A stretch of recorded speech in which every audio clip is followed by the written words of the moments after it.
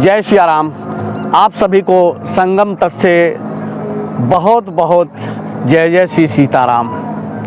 कहते हैं माघ मास में संगम तट पे देव धनुज नर किन्नर सभी प्रवास के लिए आते हैं। तो ऐसे स्थल का दर्शन करना, ऐसे स्थल पे निवास करना बड़ा ही अद्भुत हो जाता है। तो आज परम सौभाग्य कि आप सबके बीच में हमें भी संगम तट पे आने का सौभाग्य प्राप्त हुआ।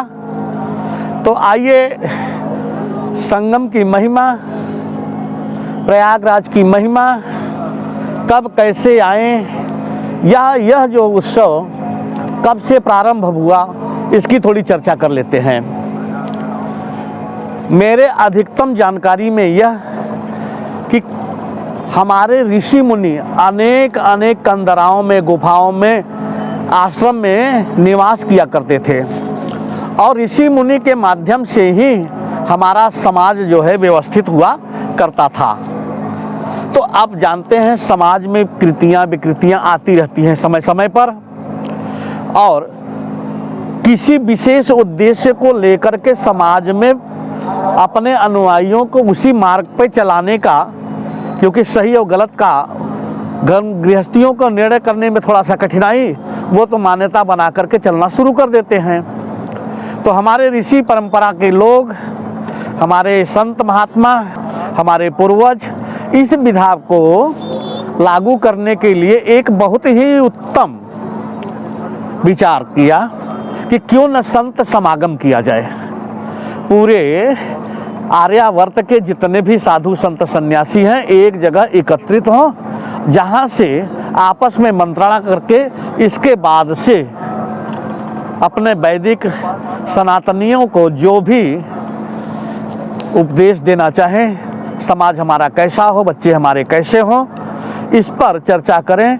तो संतों का एक समागम प्रत्येक वर्ष के 1 माह के लिए प्रयागराज तीर्थ जो है चयनित किया गया। देखिए यहाँ 2 बातें हैं। एक होता है समुद्र मंथन के समय अमृत कलश जो था उसके कुछ बूंदें अलग अलग गिर गई। तो जिन जिन स्थानों पे गिरे उस स्थान पे कुंभ होता है। तो सौभाग्य यह कि कुंभ का आयोजन भी प्रयागराज में होता है। लेकिन बहुत लोग सोच लेते हैं कि कुंभ और अमृत कलश के वजह से ये कल्पवास मेला भी है। नहीं, ऐसा नहीं है, दोनों अलग अलग हैं। कुंभ प्राय 5 वर्ष पे अलग अलग स्थानों पे लगता रहता है, लेकिन कल्पवास प्रत्येक वर्ष माघ मास में सूर्य भगवान जब मकर राशि में जाते हैं तो इस मेले का आयोजन होता है। तो आप ऐसे समझिए कि संत इकट्ठा होते, आपस में चर्चा करते और संतों का दर्शन करने के लिए गृहस्थ भी आ जाते। तो संत चूँकि 1 माह निवास करते प्रयागराज पे, तो गृहस्थी के लोग भी आकर के निवास करना शुरू कर दिए। संत की वाणी सुने, संत की प्रवचन सुने, संत की कथा सुने, मानस की कथा सुने, भागवत की, देवी भागवत की, हमारे अनेक ग्रंथ यानी 4 वेद, 6 शास्त्र, 18 पुराण, उपनिषद, गीता, श्री रामचरितमानस, अनेक विद्वानों द्वारा अलग अलग शिविरों में ये जो है आयोजन होता रहता है। तो कल्पवास माने ये भी वास करना शुरू कर दिए। तो अब क्या हुआ, विरक्त और गृहस्थ दोनों जो है महाराज संगम तट पे निवास करना शुरू कर दिए। अब इन दोनों के निवास करने से क्या हुआ कि देखिए एक स्थली बन गई संत समाज की और गृहस्थियों की। प्रत्येक वर्ष 1 महीने का जो है ये कल्पवास। अच्छा, यहाँ शब्दों पे ध्यान रखिएगा, कल्प स्नान नहीं कहा गया, कल्पवास कहा गया। मतलब क्या है कि हम एक समय तक यहाँ वास करेंगे। कथा तो अपने आप श्रवण हो जाएगा। उसका कारण यह है संत समाज नित्य जो है कथा कर ही रहा है। राम नाम की गुंज तो हमारे कानों में सदैव जाती ही रहती है। तो अगर कोई पढ़ा लिखा है, वेद शास्त्र पढ़ना चाहता है, नियम संयम रखना चाहता है तो अलग विषय है। यदि ऐसा कर भी नहीं पा रहा है तो केवल 1 महीने वास ही कर ले संगम तट पे, निश्चित रूप से परमात्मा की कथा जो है उसके कानों में जाएगी जाएगी। तो संत और विरक्त, संत समाज 1 महीने के लिए माघ मेला में आता और विरक्त जो है उनके दर्शन के लिए आते। इसी का समागम ही बन गया हमारा माघ मेला।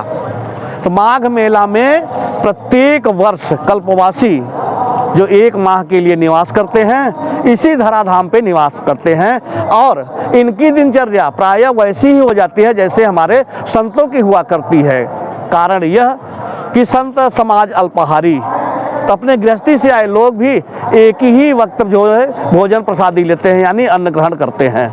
दूसरे समय क्या करते हैं, ये भी फलाहारी हो जाते हैं या फिर वैसे ही सो जाते हैं महाराज। इनका भी शयन क्या होता है, जैसे हमारे संत समाज विराग छोड़ दिए, राग से विलग हो गए, तो जमीन पर ये भी गृहस्थी के लोग भी यहाँ निवास करते हैं। संत दर्शन सुबह शाम होता रहता है। जगत जननी परम माँ भगवती माँ गंगा का दर्शन, एक कथा और सुन लीजिए। इस धराधाम पे जगत जननी माँ गंगा जब आए तो उस समय की स्थिति आप सुनिए कि भगवान विष्णु के श्री नख से माँ गंगा को आना था और इस धराधाम के तपस्वी राजा महाराज भागीरथ जी ने बहुत ही दिव्य तपस्या किया, तो वरदान स्वरूप माँ गंगा को इस धराधाम पे आना था। थोड़ा सा विचार करिए, जिन हरि के चरण को प्राप्त करने के लिए दुनिया लालायित रहती है, करोड़ों वर्ष लग जाते हैं तप और तपस्या में, उन्हीं श्री चरणों में निवास करने वाली हमारी भगवती गंगा आज श्री चरण से दूर हो रही थी। देखिए, मन में उल्लास तो था, क्या हरि का सानिध्य मिला था और ब्रह्मा जी के कमंडलों में स्थान मिला था। भविष्य में उनको मालूम था महादेव के जो है सिर पे विराजित होंगी, तो मन में तो उल्लास था। लेकिन महाराज अपना अगर धाम छूटे, अपना स्थान छूटे, तो एक बार कष्ट होता ही होता है।